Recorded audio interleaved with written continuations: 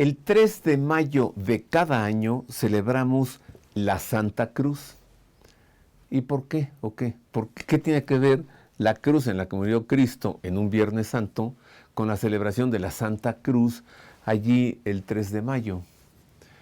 Pues porque un 3 de mayo del año 326, Santa Elena, quien fue madre del emperador de Roma, Constantino, encontró en Jerusalén la Santa Cruz en la que murió clavado nuestro Señor Jesucristo.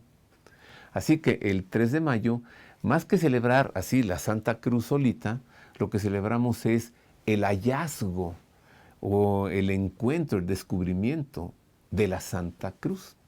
Le llaman la invención de la Santa Cruz, porque inventar es descubrir, ¿no? En rigor, inventar no significa decir una mentira, no. Inventar es descubrir. Un inventor descubre algo y lo desarrolla. Por eso, en gramática, ¿no?, se le llama la invención de la Santa Cruz o el hallazgo de la Santa Cruz. 3 de mayo del año 326. De eso se trata nuestro programa de hoy. Agradezco que esté con nosotros, les saludo con afecto. Hablemos entonces de la Santa Cruz, su hallazgo, su descubrimiento y también cómo es que la cruz se conecta, se relaciona con nuestro Señor Jesucristo, por supuesto, pero también con otros personajes en el Evangelio. Vamos a comenzar conociendo a Santa Elena, la mujer que encontró la cruz un día 3 de mayo del año 326. Es santa, su hijo Constantino no lo es, no para la Iglesia Católica Romana, Constantino, aunque para las iglesias ortodoxas sí es santo. Para la Iglesia Católica solamente Santa Elena. Así que, pues más que biografía, es la hagiografía de Santa Elena. Santa Elena fue la madre del emperador Constantino. Su nombre en el siglo fue Flavia Lulia Helena. Nació en Drepano, actualmente Trapani, alrededor del año 250. Se casó con el oficial romano Constancio Cloro, y de su matrimonio con él nació Constantino, quien como emperador romano cambió el nombre de la ciudad donde nació Helena a Helenópolis. El emperador romano Maximiano había ofrecido a Constancio Cloro, el esposo de Helena, que fuese su más cercano colaborador, con la condición de que abandonara a Helena para casarse con su hija. Constancio, con tal de obtener el cargo y diversos privilegios, abandonó a su esposa. Ella conoció la fe cristiana y comenzó a llevar una vida sustentada en los valores del Evangelio. Ella misma convirtió a Constantino, su hijo, al cristianismo. Luego de la muerte de Constancio Cloro, Constantino se convirtió en el nuevo emperador romano.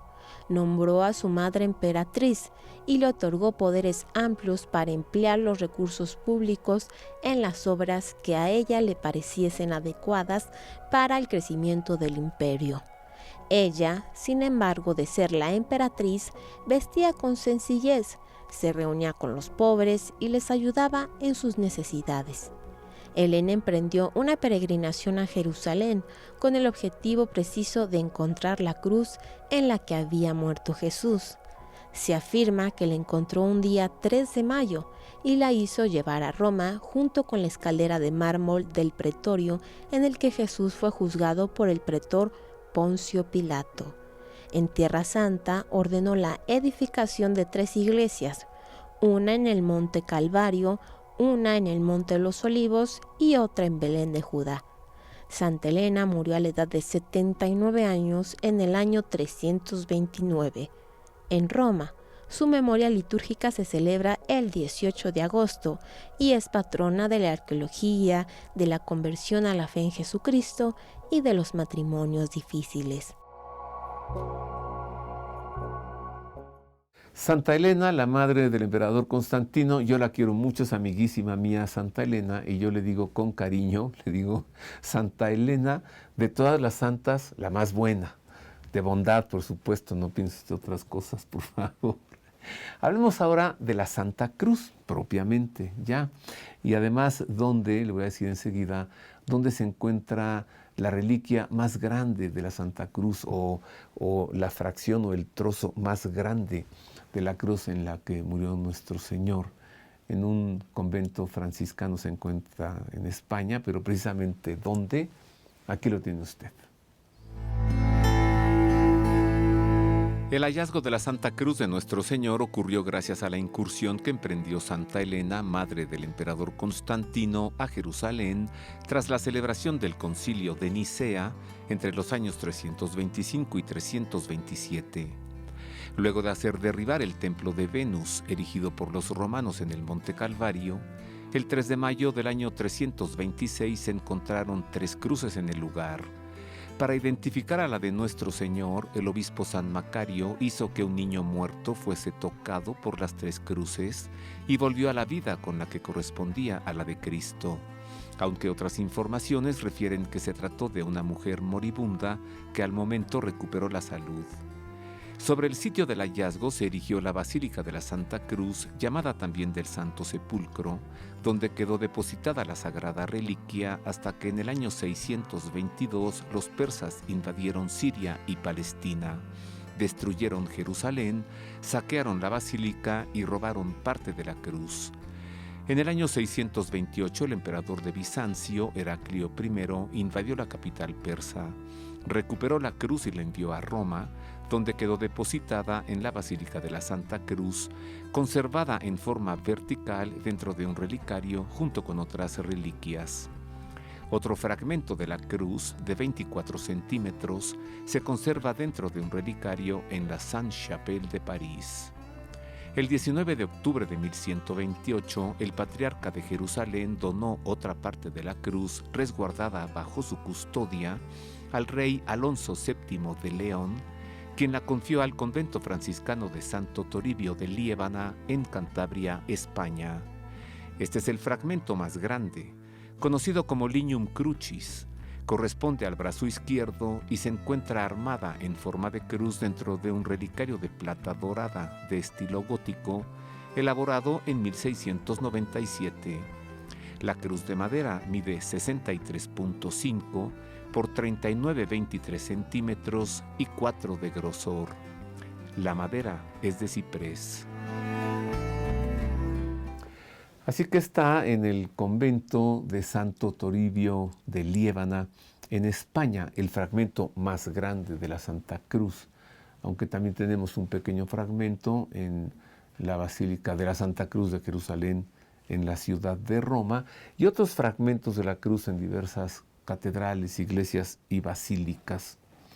Le decía hace un momento al comenzar este programa que le hablaría también de algunos personajes vinculados o cercanos con la cruz. Uno de estos personajes que en lo personal me impresiona mucho es un hombre oriundo de una ciudad llamada Cirene. Por eso le llaman como el gentilicio Cireneo.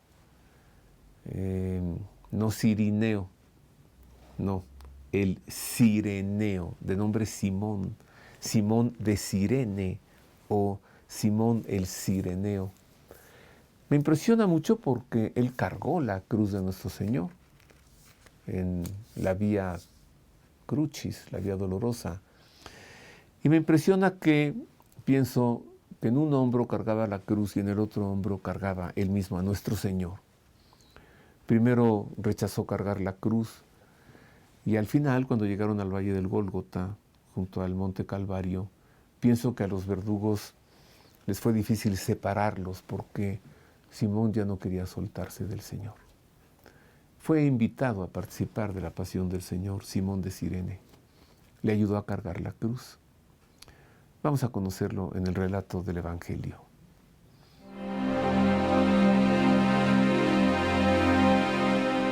Después de que los verdugos se ensañaron contra Jesús haciéndolo objeto de su escarnio y gozándose al abofetearlo y al coronarlo con espinas, lo sacaron del pretorio para conducirlo hacia el valle del Gólgota, recorriendo pesada y dolorosamente la Vía Crucis.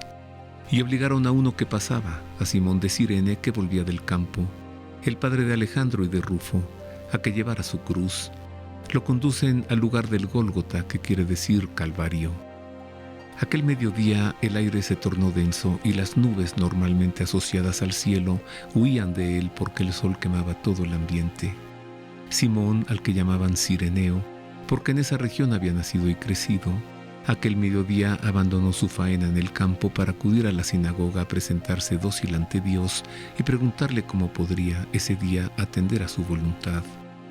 Aquel viernes, el Cireneo abandonó sus labores en el campo más temprano de lo que solía hacerlo, porque el candente sol, ausente del ánimo refrescante del viento, era particularmente insufrible, y porque el silencio era tan vasto que lastimaba sus oídos.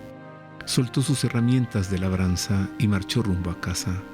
En el trayecto, un alboroto suspendió sus pensamientos al encontrarse con un gentío y con un capitán romano que le señaló a Jesús, yaciente y medio muerto sobre el suelo árido, al tiempo que le ordenaba que cargara su cruz. Cargar la cruz de un condenado podría traducirse en participar de la maldición divina que caería sobre ese hombre al ser crucificado, pensó Simón, recordando la escritura sagrada que establece que un colgado es una maldición de Dios, y decidió rechazarlo, pero luego no hubo día de su vida en el que no recordara su encuentro con Jesús, tal como narra el poeta Gibran Jalil Gibran en su obra Jesús, el Hijo del Hombre. Jesús me miró, y vi cómo el sudor de su frente corría a raudales bañando su pecho. Me miró nuevamente y dijo: «Tú también bebes esta copa. En verdad que lamerás sus bordes conmigo hasta el fin de los siglos». Diciendo esto, colocó su mano sobre mi hombro libre, y caminamos juntos hacia la colina del Calvario. Pero yo ya no sentía el peso de la cruz, únicamente sentía su mano, que era como el ala de un ave sobre mi hombro. Después llegamos a la cumbre de la colina donde le iban a crucificar, y entonces sentí el peso del árbol. No pronunció una sola palabra ni exhaló una sola queja cuando clavaron sus manos y sus pies. Sus miembros no temblaban bajo el rudo golpe del martillo. Parecía que sus manos y sus pies habían muerto y que revivían al ser bañados en su propia sangre. Hasta parecía que Jesús buscaba los clavos como un príncipe el cetro y que suplicaba ser elevado a las alturas. Mi corazón no pensaba en compadecerle porque yo estaba completamente maravillado. Ahora la cruz del hombre a quien ayudé ha venido a ser mi cruz. Si me dijeran nuevamente: «Carga la cruz de este hombre», yo la cargaría hasta que mi marcha terminase en el sepulcro. Empero, yo le suplicaría que apoyase su mano sobre mi hombro. Esto sucedió hace muchos años y todavía cuando abro los surcos en el campo y siempre que voy a dormir, pienso en aquel buen hombre y siento su mano alada aquí, sobre mi hombro izquierdo. En efecto, con una de sus manos el Cireneo sostenía la cruz y con la otra Jesús. Y aunque su rostro y sus ojos estaban cubiertos de sangre, pudo ver en él una mirada de gratitud. Quedó asombrado por la expresión pacífica que su rostro mantenía y pensó en cómo era posible que no mostrara odio alguno por todo el dolor que le causaban. Al llegar al Calvario, Simón no quería separarse de Jesús, pero nuevamente fue obligado por los verdugos. El Señor le dirigió una última mirada con la que sembró en su corazón sentimientos muy nobles, y lo llenó de tantas gracias que nunca olvidó su mano y su carga tan ligeras, y queriendo encontrarlas de nuevo, las buscó en todos aquellos que se cruzaron en su camino. Ayudó a quienes no podían levantarse por sí mismos. Supo que su encuentro con Jesús se hacía realidad en ellos y se percató de que nunca la carga de nadie es tan pesada como para no poder ayudarlo, y vivió lo que Jesús había advertido: «Si alguno quiere venir en pos de mí, niéguese a sí mismo, tome su cruz y sígame». Simón de Cirene, yo pienso que hoy podemos ser modernos cireneos si le ayudamos a las personas a las que la vida ya les es difícil, ¿no? Que caminan ya pesadamente. Si les ayudamos, somos como un moderno cireneo. Vámonos entonces ahora ya a ver al Señor ya clavado en la cruz. Del Evangelio de San Marcos, él nos informa que era la hora tercia cuando le crucificaron, 9 de la mañana, y que murió a la hora nona, 3 de la tarde. Nuestro Señor, fijado al madero en la cruz, con sus manos y sus pies clavados. Mire.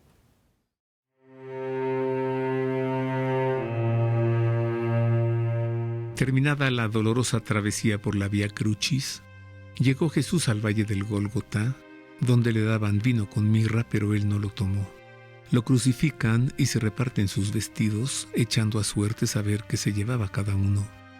Era la hora tercia cuando lo crucificaron, y estaba puesta la inscripción de la causa de su condena, el Rey de los Judíos. Con él crucificaron a 2 salteadores, uno a su derecha y otro a su izquierda.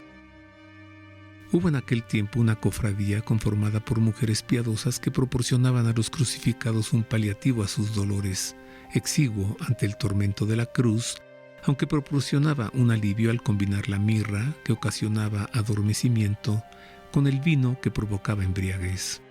Pero Jesús no lo tomó, porque quiso entregar su vida de manera plena a todo el género humano y en particular a cada persona. En sus últimas horas nos tuvo a cada uno en su sagrado corazón, donde no tenían cabida ni el vino ni la mirra, porque rechazó el adormecimiento y cualquier alteración de sus sentidos para entregar su vida en plenitud. Junto con sus vestidos, los verdugos pretendieron arrancarle también su dignidad y cubrirlo de vergüenza, pero él nunca bajó la mirada, porque pensaba en los que no tienen que vestir. Se hizo uno con los miserables sin que sus verdugos supieran que en su desnudez él recibió el vestido de la pobreza, que asumió con la dignidad de un rey sometido a la vergüenza que para los judíos simbolizaba la desnudez. Ellos no vieron que desde su corazón volaron aves de hermoso plumaje, vestidos por la mano del Creador, para remontar un vuelo con cuya danza en el viento cubrieron para los ojos humanos el cuerpo desnudo del Señor. Era la hora tercia cuando le crucificaron, la hora en que las autoridades judías exigieron a Pilato la crucifixión cruenta de Jesús, es decir, alrededor de las 9 de la mañana. Luego se desarrolló el Vía Crucis que llegó al Gólgota poco antes del mediodía y donde junto al monte Calvario fue despojado de sus vestiduras para después escuchar a un verdugo ordenarle que se tendiera de espaldas sobre el madero que en el suelo le aguardaba. Jesús se reclinó para dirigirse hacia su cruz y sobre ella abrió sus brazos bellos. Uno de los ejecutores ató una cuerda a su muñeca. Con fuerza jaló su brazo hasta tensarlo. Colocó un clavo por debajo de la palma de su mano y asestó un golpe de martillo. El clavo se hundió en su carne por entre los huesos, cercenando el nervio mediano y contrayendo el dedo pulgar en un espasmo de dolor que recorrió todo su ser. Más golpes del martillo hicieron que el clavo traspasara la madera de lado a lado. Otro verdugo, el otro brazo, su otra mano, un clavo más. Entre ambos verdugos levantaron el patíbulum con ambas manos ya clavadas y lo afianzaron por encima del poste vertical que ya estaba enterrado en el Calvario. Se formó la cruz y el cuerpo de Jesús quedó pendiendo de los clavos en sus manos. Ya colgado del madero, trató de erguirse para respirar. Pero el dolor en las manos, al jalarse de los clavos, era insoportable. Ya no tenía fuerzas para lograrlo y advirtió que moriría en minutos. De pronto, otro verdugo se acercó a la cruz. Tomó sus tobillos, dobló sus rodillas, puso un pie encima del otro y los atravesó con un clavo más hasta hundirlo en el madero. El hijo del carpintero no podía respirar, pero un instinto irresistible hizo que se empujara, con la fuerza de los muslos sobre los pies, valiéndose del tercer clavo como un doloroso apoyo, al tiempo que se ayudaba de las manos clavadas, hasta que pudo incorporarse y jalar una bocanada de aire. Enseguida se soltó dejando caer todo su peso colgando de ambas manos. El dolor era insufrible en la lenta agonía que se repetía minuto a minuto, mermando sus fuerzas por la lucha entre el dolor espasmódico y el ansia por respirar. Sobre su cabeza el titulus crucis daba razón de la causa de su condena: Jesús el Nazareno, el Rey de los Judíos. En aquel letrero debió haberse escrito Jesús de Nazaret, Rey. Pero la humildad exhibió así al Rey del universo, desnudo, clavado en una cruz y contado entre los criminales, doblegando al orgullo y despojando a la vanidad de su arrogancia. Así, desde la cruz, el Señor mostró que en la humildad y en el amor se descubren el más grande poder de Dios. Así murió nuestro Señor en la cruz. ¿De qué murió? ¿De los clavos en las manos? No comprometen órganos vitales, los clavos no matan. Murió, pienso yo, de tristeza, de soledad y de abandono. Porque ¿dónde estaban los que le prometieron amarlo? Los que le prometieron no dejarlo solo. Hago una pausa, queridos amigos, es breve, y regreso con más de la Santa Cruz.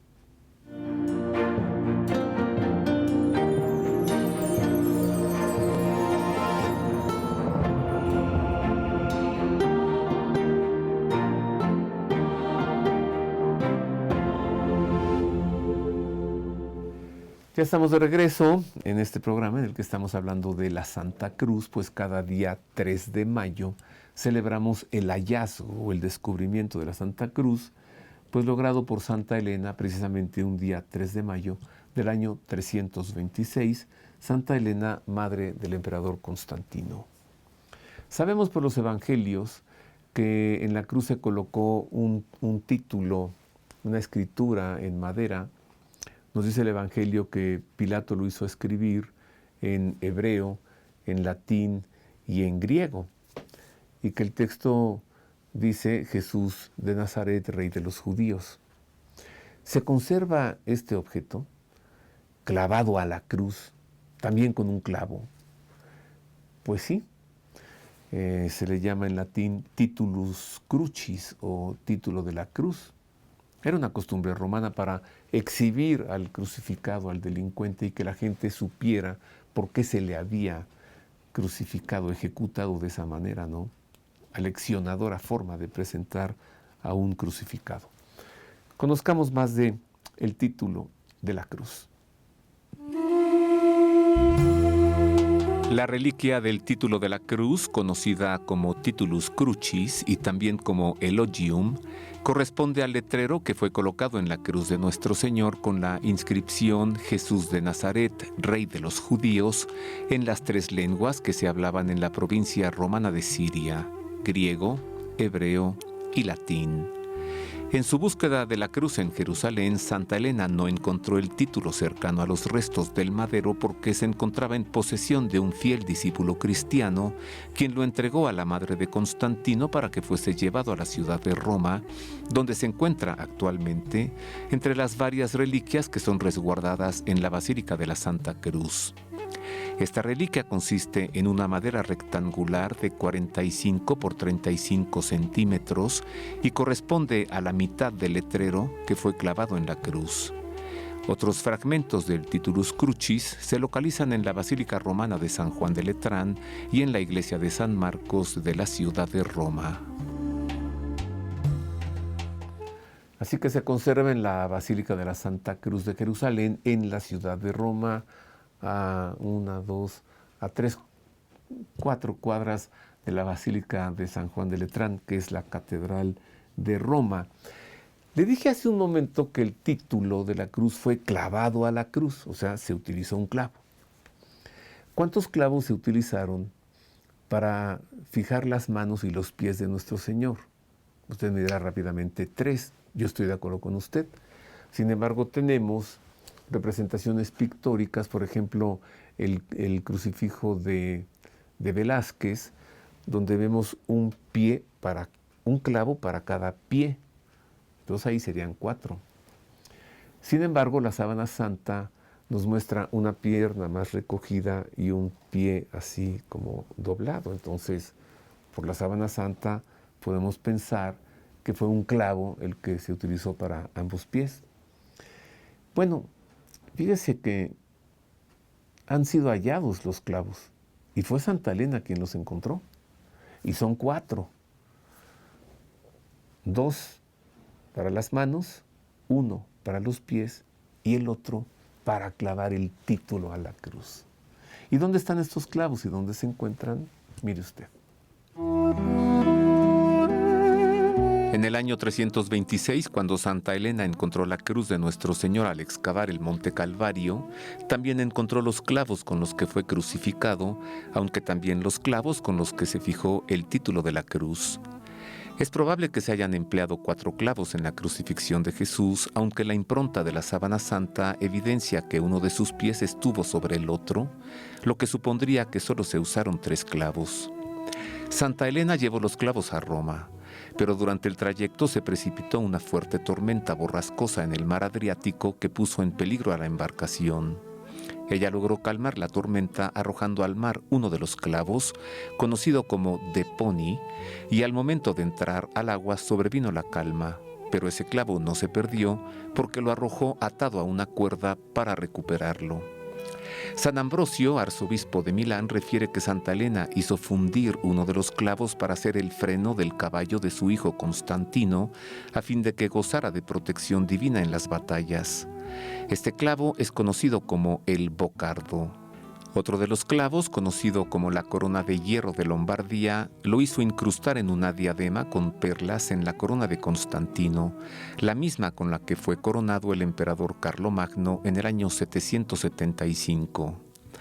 Uno de los clavos, de 9 centímetros de largo, se conserva en la Basílica de la Santa Cruz en Roma. El segundo clavo, el bocardo, se venera en la Catedral de Milán, Italia, y el tercero, el de la corona de hierro, en la Catedral de Monza, antigua capital de Lombardía en Italia. Un cuarto clavo se venera en la Sainte-Chapelle de París, dentro de un relicario de cristal en forma de tubo rematado en su extremo superior por una incrustación de plata dorada. Un quinto clavo, que pudo ser uno de los que se emplearon para fijar el título de la cruz, se conserva en la capilla del Palacio Real de Madrid, en España.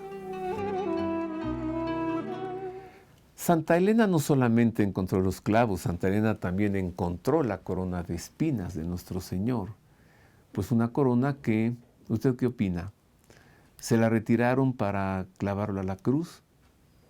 ¿O lo clavaron a la cruz a nuestro Señor con todo y la corona? Usted me dirá, pues es que los crucifijos están con corona. Sí, pero hay crucifijos sin corona. ¿Qué piensa usted? Yo me inclino por pensar que sí, que lo crucificaron con todo y la corona de espinas, así que pues es un objeto que estuvo en contacto con la cruz. Y sabe que la corona de espinas la tenemos en nuestro mundo, pues la encontró Santa Elena, ya le dije, y que se encuentra en la Catedral de París, de Nuestra Señora, Notre Dame, Nuestra Dama, Catedral de París, allí está. Mire, se la presento, la corona de espinas. La corona de espinas de Nuestro Señor consiste en varias ramas de zarza espinosa entrelazadas entre sí. Se conserva dentro de un relicario de cristal elaborado en 1896, rodeado por ramas y hojas hechas en oro del arbusto conocido como Sisyphus spina Christi. Mide 21 centímetros en su diámetro interior. La corona se conservó siempre en la Basílica de los Apóstoles en el Monte Sión, en Jerusalén, hasta el año 1053, cuando fue llevada a la Capilla de las Reliquias de Nuestra Señora del Faro, en el Palacio Bucoleón de Constantinopla, por órdenes del emperador de Bizancio. En 1238 fue empeñada por Balduino II, emperador latino de Bizancio, para pagar un préstamo contraído con banqueros de Venecia. De común acuerdo con el emperador bizantino, el rey de Francia, San Luis IX, rescató la corona empeñada mediante un pago de 135,000 libras de oro, equivalente a la mitad del total anual de los gastos del reino. La corona llegó a Francia, trasladada y resguardada por los caballeros de la Orden del Temple en el año 1230. Fue recibida por San Luis Rey en la ciudad de Sens, quien la llevó despojado de su atuendo real y descalzo a la Catedral de San Esteban, mientras en París se edificaba la Sainte-Chapelle, especialmente para albergar la reliquia. 9 años después, el 19 de agosto de 1239, la corona llegó a París en solemne procesión presidida por el rey, nuevamente ataviado por una simple túnica y descalzo, para ser depositada en la Sainte-Chapelle. En 1791, a fin de protegerla del saqueo perpetrado por las hordas revolucionarias, la corona se resguardó en la iglesia de la abadía de Saint-Denis. luego en la Casa de la Moneda y después en la Biblioteca Nacional, hasta que en 1804 se depositó definitivamente en la Catedral de Notre-Dame de París, donde permanece hasta nuestros días bajo la custodia de los caballeros de la Orden Ecuestre del Santo Sepulcro de Jerusalén. Todos los viernes de Cuaresma a las 3 de la tarde y el Viernes Santo de las 10 de la mañana a las 5 de la tarde, la corona se presenta a los fieles devotos para su veneración. La corona de espinas que está allí en la Catedral de París no tiene espinas. ¿Dónde están las espinas? Pues las tenemos, sí están. Nomás que debo hacer una pausa, es breve, vuelvo rápido para hablarle de la corona, de las espinas de la corona. ¿Dónde están y por qué no están en la corona, no?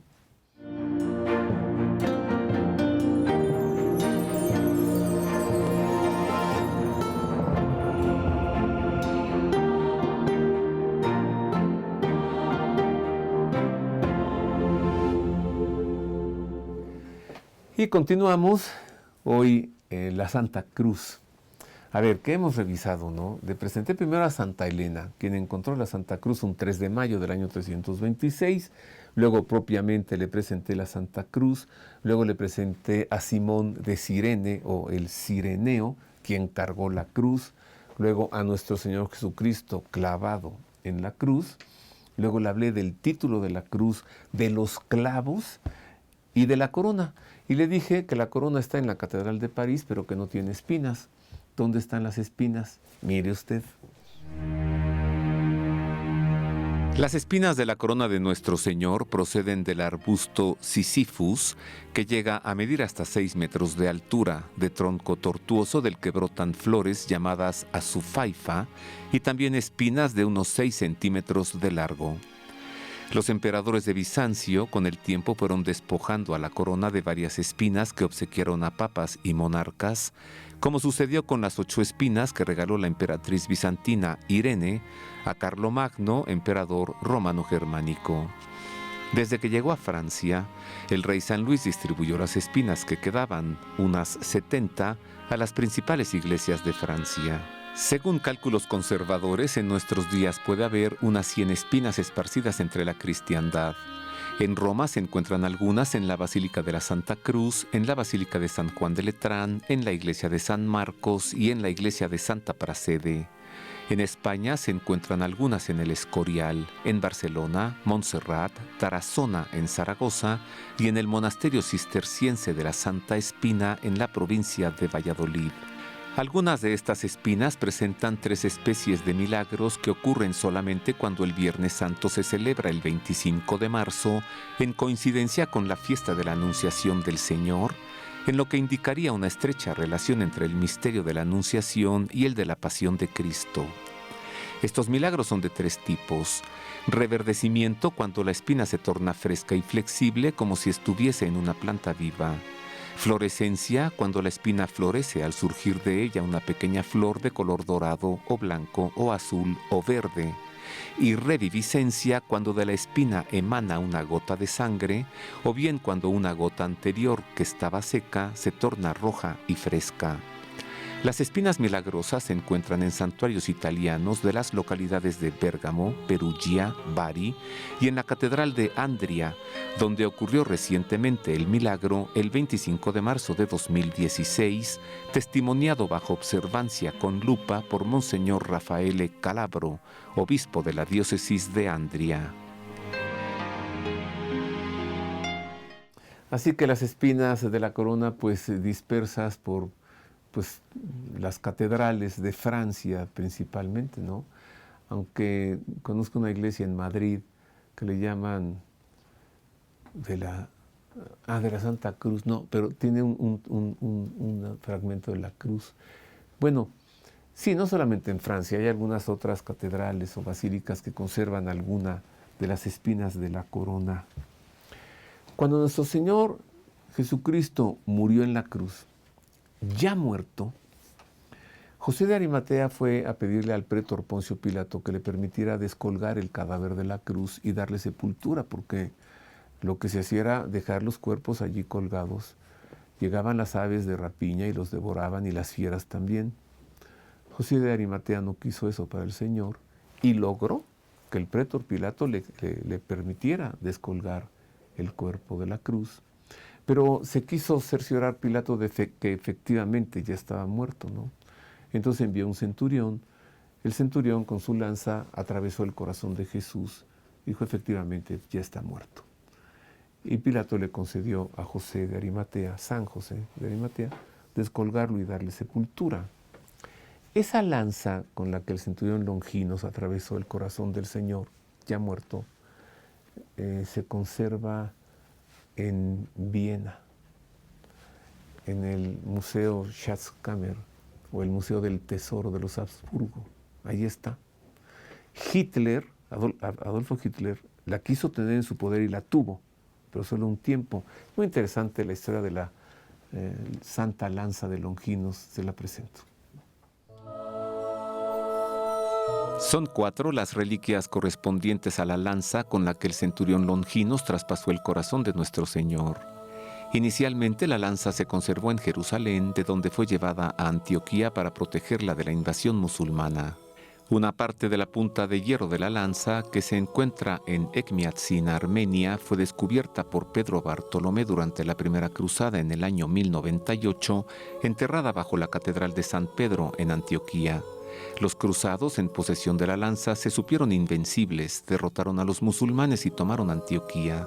Otra parte de la punta de hierro, conocida como Lanza Hofburg, que se encuentra en el Museo Schatzkammer de Viena, Austria, estuvo en posesión del Sacro Imperio Romano Germánico. En el año 1084, el emperador Enrique IV la adornó con una banda de plata. En 1350, Carlos IV le hizo colocar una banda de oro sobre la de plata. En 1424 el emperador Segismundo la hizo formar parte del Tesoro Imperial de Praga y luego la trasladó a Nuremberg, donde permaneció hasta 1796, cuando ante la amenaza de invasión alemana se envió a Viena junto con el tesoro confiado al barón von Hugel, quien en 1806, tras la disolución del Sacro Imperio Romano, vendió el tesoro junto con la lanza a la familia Habsburgo, quienes la colocaron en la Tesorería Imperial de Viena. En 1938, con la anexión de Austria a Alemania, Adolf Hitler se apoderó de la lanza con la idea de que lo haría invencible.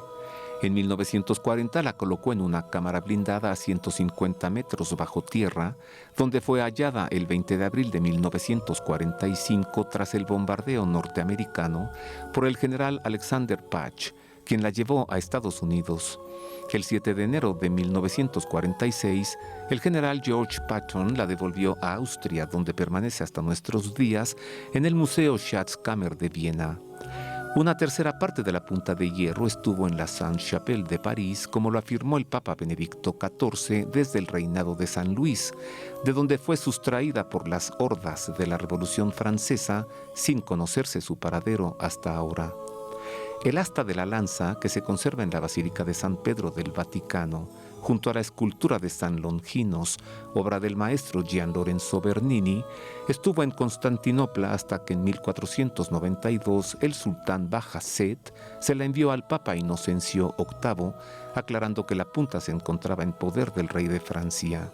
Con respecto a Longinos, su cuerpo fue hallado en Mantua en 1303 y fue canonizado por Inocencio VI el 2 de diciembre de 1340. Este centurión Longinos, quien atravesó el corazón de nuestro Señor, sabemos por los evangelios que saltó sangre y agua. Agua por el líquido de la membrana pericárdica que se acumula allí cuando hay mucha tensión. Sabemos que Longinos era débil de la vista y que le salpicó la sangre y el agua del corazón del Señor y que recuperó la vista perfectamente. Sabemos que se convirtió, que dejó de ser centurión, que recogió sangre de la tierra debajo de la cruz y que la llevó con él a Mantua. Y además es santo, San Longinos. Y a mí me cae muy bien San Longinos, porque pues él no fue por iniciativa propia a atravesar al Señor con una lanza, pues él simplemente obedeció una orden, ¿no? Pero luego se convirtió y evangelizó en Mantua. Vamos a conocer a este hombre, a San Longinos. Según las revelaciones conferidas a la beata Ana Catalina Emmerich, el centurión Longinos contaba con unos 25 años de edad cuando traspasó con su lanza el costado de Cristo crucificado, y refiere que era de carácter nervioso, de complexión débil y que padecía miopía, razones por las que sus compañeros solían hacer burlas de él. La vidente alemana narra que Longinos fue iluminado por la gracia de Dios para sentir compasión de las santas mujeres que se encontraban presentes al pie de la cruz, dolientes por pensar que Jesús continuaba con vida, sufriendo los dolores terribles de su pasión, y que para consolarlas y tranquilizarlas quiso mostrarles que ya había muerto, cosa que hizo al traspasar su pecho de costado a costado, atravesando su corazón. De esta manera, sin saberlo, el centurión hizo que se cumpliera la profecía de Zacarías. En cuanto a aquel a quien traspasaron, harán duelo por él, como se llora a un hijo único, y le llorarán amargamente como se llora a un primogénito. En su relato del Evangelio, San Juan refiere que él mismo fue testigo de que del costado de Cristo al instante salió sangre y agua, y los evangelios apócrifos aseguran, por su parte, que Longinos quedó empapado en su cara y en su cuerpo de la sangre y agua de nuestro Señor, cosa que fue una gracia similar a la del bautismo, porque en su alma entraron la gracia y la salvación, mientras él se arrodillaba implorando perdón en público por sus pecados y proclamando creer en la divinidad de Jesús al tiempo que quedaba curado del padecimiento de sus ojos. Tras su conversión dejó la milicia y luego de recibir formación por parte de los apóstoles se trasladó a Cesarea, en Capadocia, a donde llevó el anuncio del Evangelio. Pero los perseguidores de cristianos lo prendieron y lo llevaron ante el gobernador, que ordenó decapitarlo. Su cuerpo fue hallado en Mantua en el año 1303. El Papa Inocencio VI lo canonizó el 2 de diciembre de 1340. Sus reliquias fueron repartidas para ser veneradas en varios lugares, entre ellos la iglesia de San Agustín en Roma y la Basílica de San Pedro en el Vaticano, donde se conserva su brazo y donde el escultor Gian Lorenzo Bernini lo hace recordar en una magnífica escultura. San Longinos, gracias a él tenemos sangre de nuestro Señor, precisamente allí en Mantua, en la Catedral de Mantua, Italia. Bueno, pues es todo. Espero haberle servido. Ahora ya sabemos por qué el 3 de mayo de cada año se celebra la Santa Cruz, que más bien celebramos el hallazgo de la Santa Cruz. Gracias a Santa Elena, amiguísima mía y de todas las santas, la más buena, quien la encontró en Jerusalén un 3 de mayo del año 326. Agradezco el favor de su atención, le abrazo de todo corazón, le deseo que Dios le guarde y le recomiendo que cada vez que vea una cruz, le aviente un beso, y cada vez que vea a un crucifijo, se acerque usted y bese los pies del Señor, como lo hizo una piadosa mujer que lloró en sus pies, besó sus pies y luego ungió al Señor con perfume. Gracias, Dios le guarde.